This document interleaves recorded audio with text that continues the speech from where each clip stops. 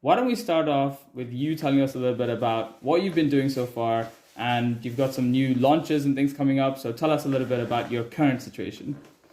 Yes, my story started in 2005. That's when I immigrated from Uzbekistan. I was 22 years old. I was eager and pursuing my American dream that I had a little bit of understanding what American dream was. And the fate had decided for me that I guess I would become a cleaner. So instead of placing me, back then my employer, instead of placing me into hospitality industry, they ended up placing me in a cleaning and janitorial. In more or less slave-like conditions. I kind of go back to that time when everything was misinformed, and we were literally like placed 12 of us in one trailer and literally, would pick the car would pick us up, drop us off, and I had to break through those conditions. And luckily, I had my cousin here in the state of Maryland who I called up, and he's like, "John, how do you spell your first name?" I spelled it, and his last name is the same as mine. And he's like, "You're flying in tomorrow. Make sure Nice. you pack your stuff." So I go and pack my stuff, and I tell my employer, I'm leaving.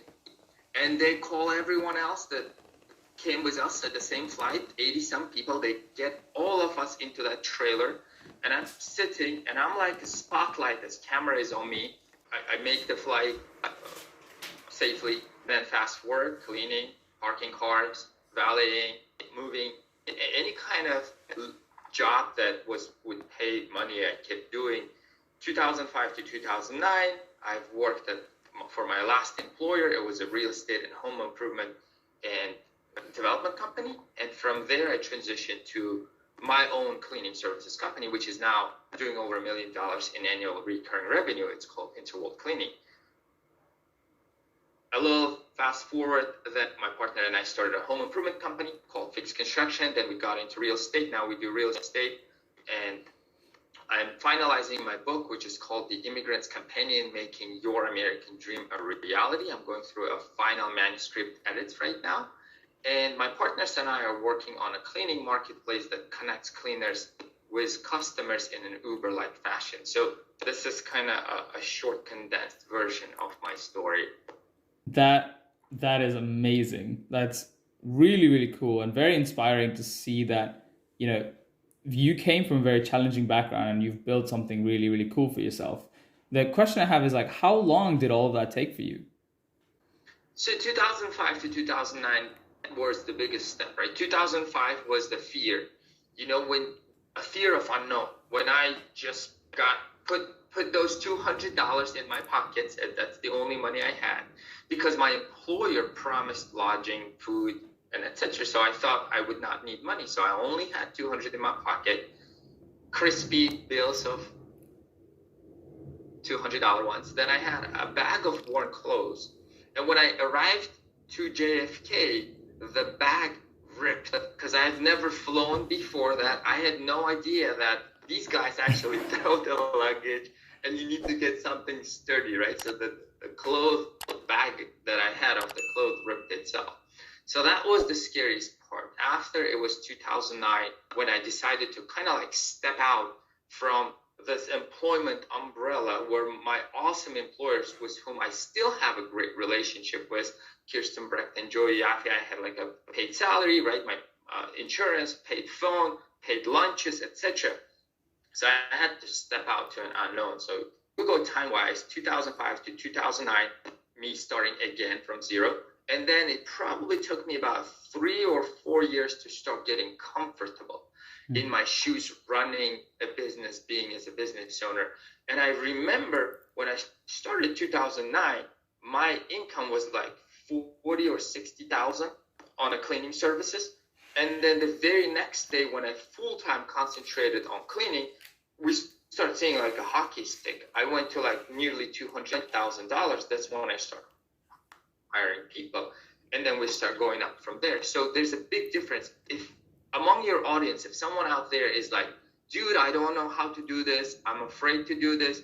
My income is small." Yes, probably now, because you're dividing your time between your business and what you like to do. But when you're able to focus your energy in one place, then you're going to start seeing a substantial change.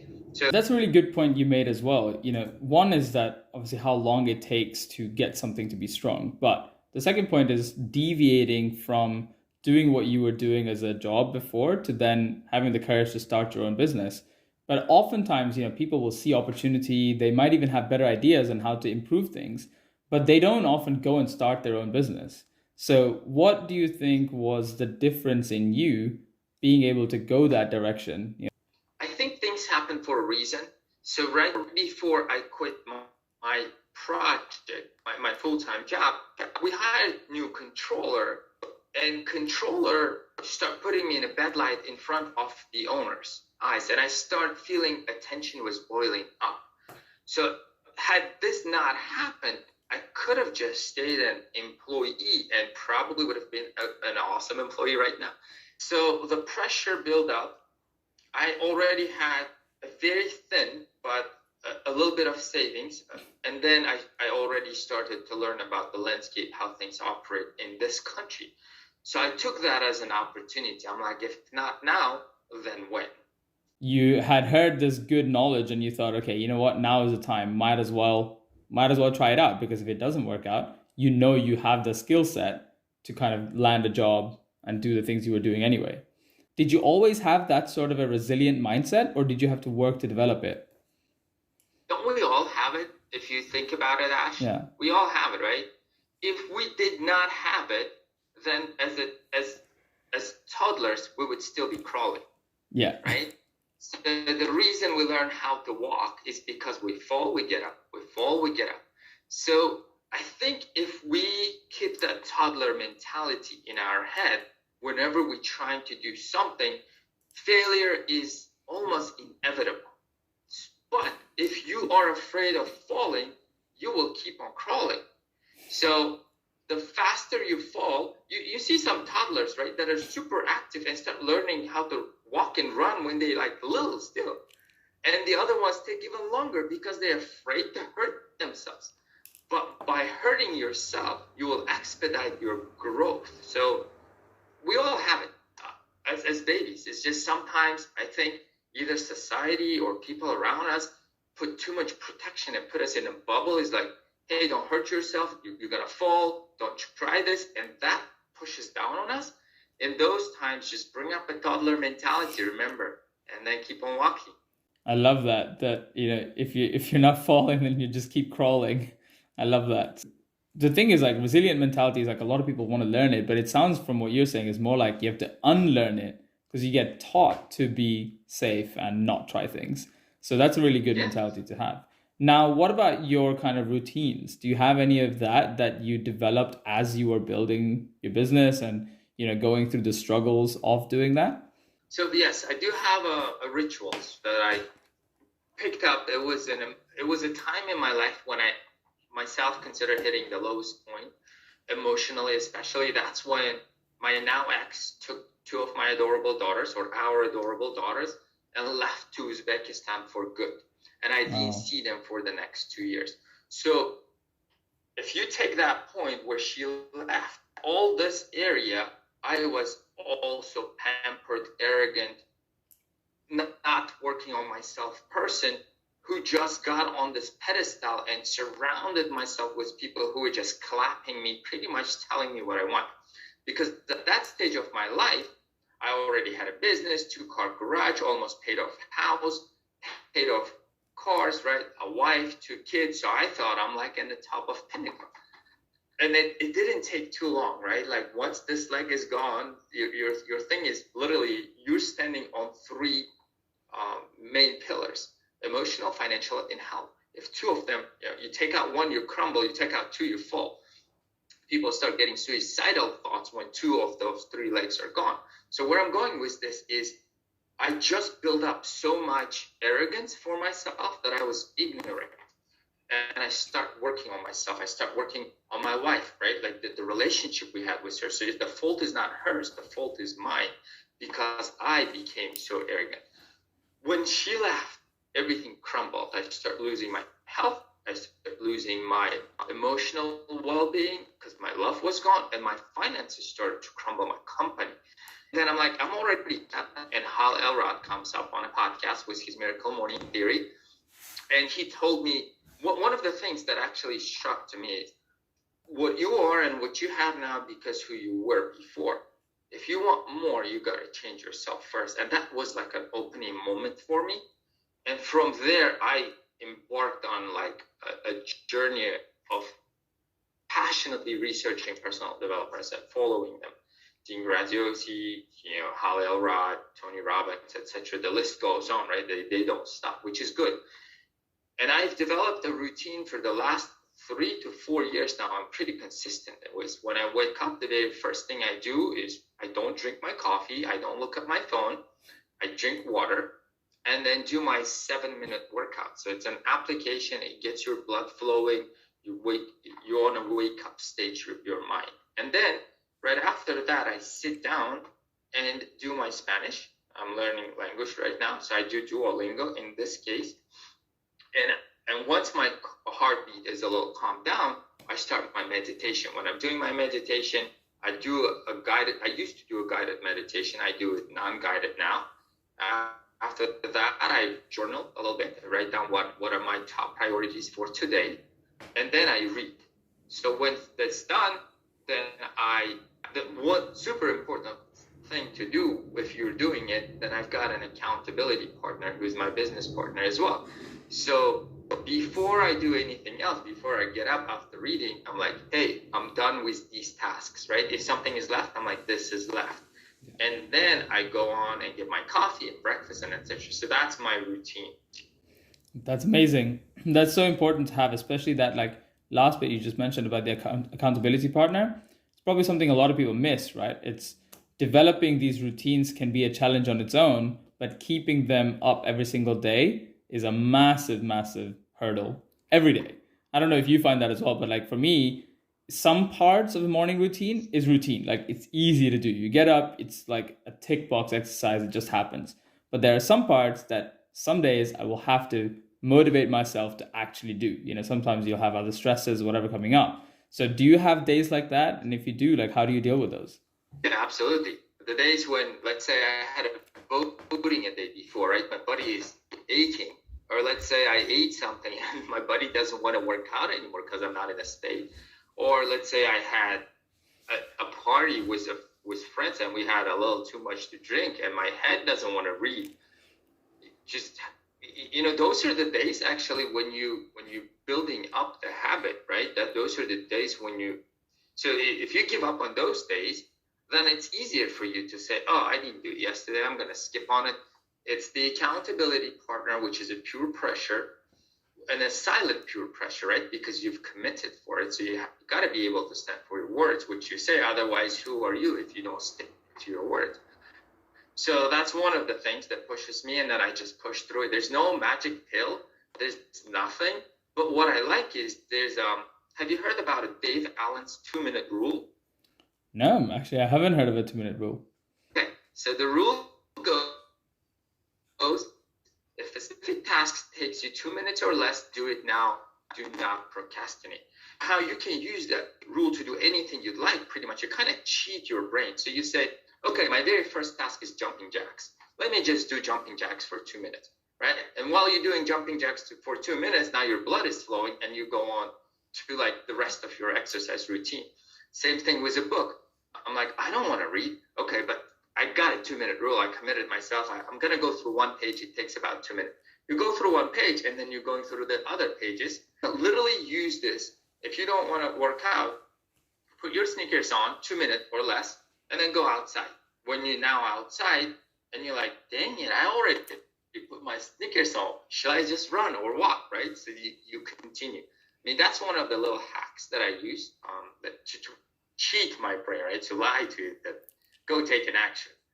Yeah, I love that. That's so good. Yeah, I mean, I've never heard of the 2-minute rule, but I totally love that. It used to be something I did all the time when, I was starting to work out.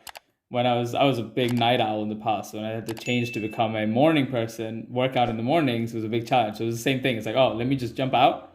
Crap, I'm already outside. Might as well, like you said, might as well go for a walk, might as well go for a run or go to the gym. And then eventually it becomes a habit. So that's excellent. So, John, You've shared so much already, but if there's something that you can tell our audience where they are in a position where, they might want to build something for themselves, they're a little bit afraid, they don't really know how to do it, what will be your few top tips that they can do to follow in your footsteps? Main thing is change your mind, right? Unlearn some skills that society had put in your head. Learn to go and ask, and that's okay. I see so many people, they start their business. They're like, I'm in a business. I'm like, okay, you and I are friends on Facebook. How come I even didn't see a single post about it? Well, because I don't want to ask my friends. I'm like, go ask them, dude. Like, why else do you need them, right? Or the same thing, like, I'm afraid to failure. I don't like, so unlearn those skills. That takes time. But at the same time, start working on building something, right? Get vocal about it. Nowadays, we live in such a blessed society, and it's such a blessed time, is when we've got people like yourself bringing other people, share their knowledges, and knowledge is so accessible. You can YouTube so much information for free, and then start taking an action. The good news is the action does not have to be big. So no one can change the destination overnight, right? You just can't. It's impossible. But you can change a direction. So if you just change your direction and start doing a little things and keep building them up, and that's okay. Let's say you've got a routine and you missed today, or you were on a vacation for 1 week.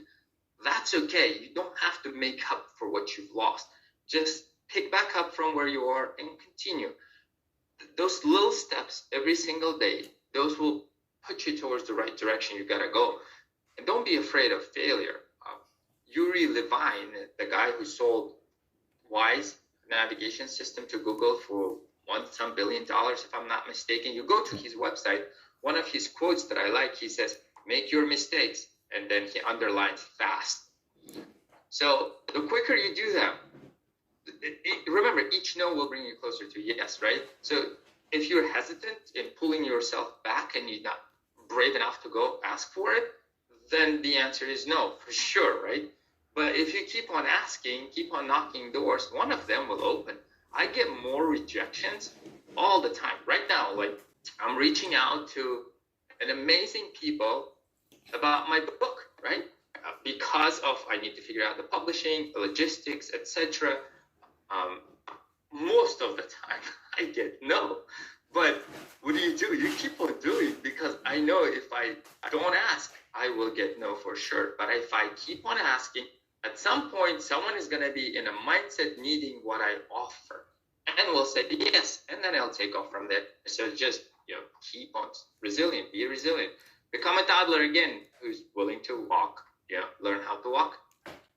Absolutely. I love that. I love that. Thank you so much for sharing, John. That's it's amazing. So all of your links are going to be in the description below so people can check you out. But is there anything they can do to help you in your current stage right now? Yes, absolutely. I mean, there's a lot of things we can do to help each other, right? If you're a small startup cleaning company and like feeling you're hitting a ceiling and you don't know where to go and how to grow, reach out. We've got an experience. We can help you out, and we don't charge for every single phone call or email. If you are an immigrant who just arrived and feeling lost, then reach out as well and see if we can connect you to the right resources with the right people. So the goal is to pay it forward, right? When you're in a place where you're grateful and you realize that people have helped you along the way, there's not much you can do for them because they're already in a better place than you are, except for being for them when they need it. Then you try to pay forward. Amazing. Thank you so much, John, and thanks for joining. You've shared so much value. I'm sure this is going to be super valuable. Thanks, Ash. Thanks for having me.